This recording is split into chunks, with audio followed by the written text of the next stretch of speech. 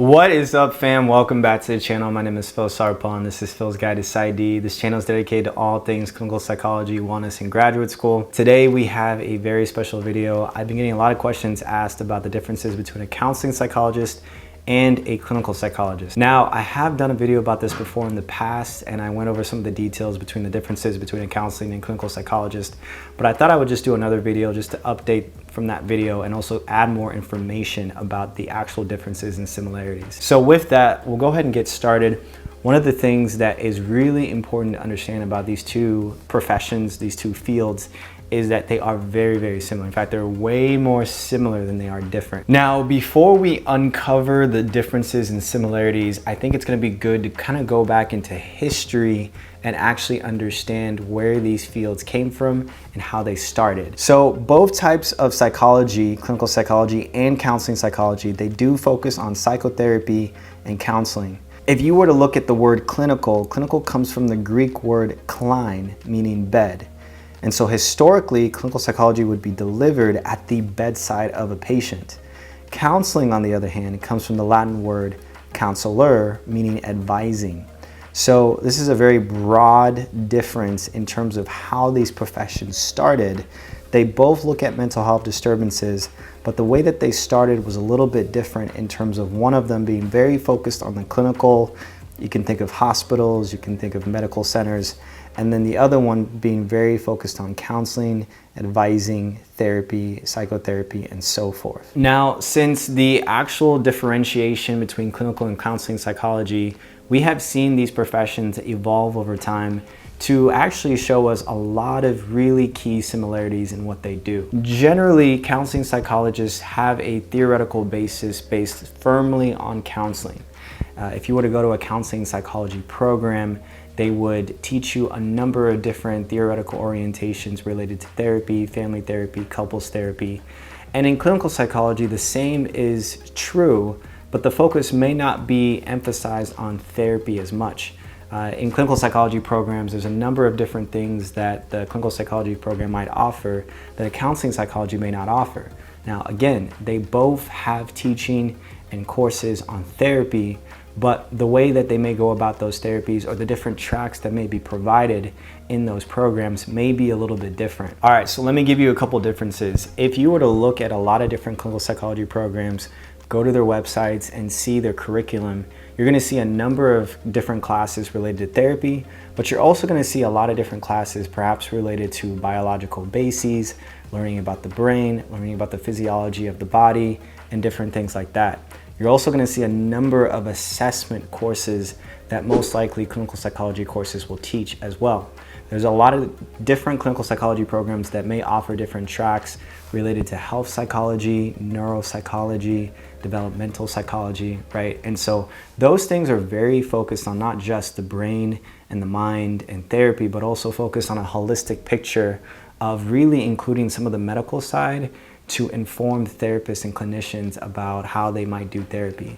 So on the other hand, a counseling psychologist are gonna get all of the same training when it comes to therapy, but they might actually get a little bit deeper into the theoretical side of psychotherapy. They might focus not only on just CBT or psychodynamic, but they actually may go really, really deep into other different types of therapy related to couples therapy, families therapy. And overall, they probably will get more training on the therapy side than potentially a clinical psychology program. Now again, every program is different, so you're really gonna have to go specifically into these schools' websites to see what they're actually teaching, what they're representing, because you might have a clinical psychology program and a counseling psychology program that are exactly the same. Whereas if you go into a different website, you might see a whole different curriculum for a counseling psychology program versus a clinical psychology program. So the general overview is that they both do therapy, they both do research, they both can teach, they both can basically treat the same patients, but the program, whatever program you go into, might emphasize something a little bit more.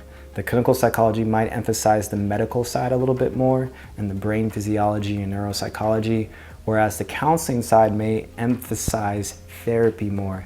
So family therapy, couples therapy, different types of person-centered therapy and so forth, or humanistic therapy. So you're probably going to get more experience with the counseling and therapy side from a counseling psychology program, and you're probably going to get way more medical neuropsychology information from the clinical psychology side.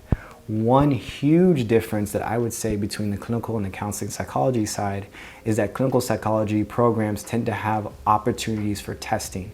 So for example, if you want to go and become a neuropsychologist, there's going to be a lot of clinical psychology programs that have neuropsychology tracks.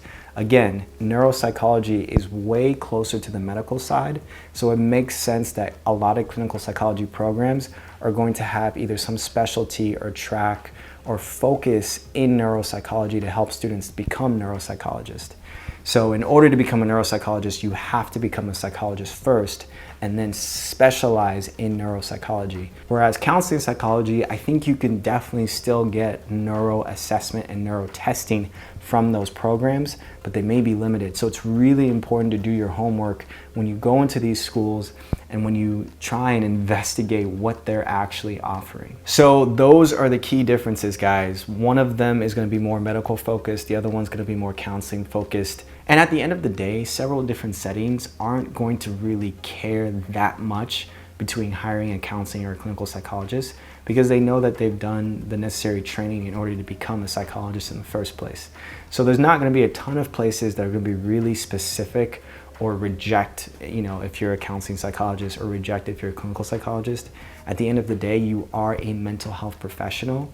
And because we live in a setting or an environment where mental health professionals are needed, you're probably not going to see a lot of places pick and choose which one they prefer. Another really important thing to understand is that when you go through a counseling psychology program and when you go through a clinical psychology program, at the end of your program, you still have to do an APA certified internship. And even after that internship, you're going to take your licensure exam, which is going to be the EPPP. Both counseling psychologists and clinical psychologists take the same licensure exam. And so that should automatically tell you that the degrees are equal from the standpoint that they are both considered professional psychologists that can do clinical work. And even though their program and training might be different or might emphasize different things, they are both seen as equal in terms of they are both psychologists. And so that's one thing to take into consideration. So if you are trying to decide whether or not you want to go into a clinical psychology program or a counseling psychology program, I would strongly encourage you to understand and know for yourself what you want in terms of your end goal. In other words, where do you want to work? Do you want to work in a medical center? Do you want to work with perhaps physicians or nurse practitioners? Do you want to understand more of the neuroscience and the neuropsychology of the brain and human behavior? If you do, then maybe clinical psychology might be the better fit or better option for you. If you really don't care and you actually want as much experience as you can get with therapy and counseling and treatment and being in, whether it's family group settings or couples therapy or support groups, you're probably going to get a lot of experience from a counseling psychology side. So that might be one thing that favors your or sways your opinion in terms of what you end up going for. Again, I would encourage you to do your homework and really investigate individually what these programs are offering. Usually on the school's website, you can find a course list of all of the different courses that are offered in that specific program. And then you can make your decision on whether or not you want to go into that program and take those courses and go into that specialty. So hopefully that makes sense. If you guys have any other questions about the differences or similarities between a counseling or clinical psychologist, definitely put it down in the comment section below. I'll definitely take a look at it and we can go from there. All right, so hopefully that was helpful. Thank you guys so much for tuning in. If you haven't already, subscribe to the channel, like this video, and I will see you guys in the next video.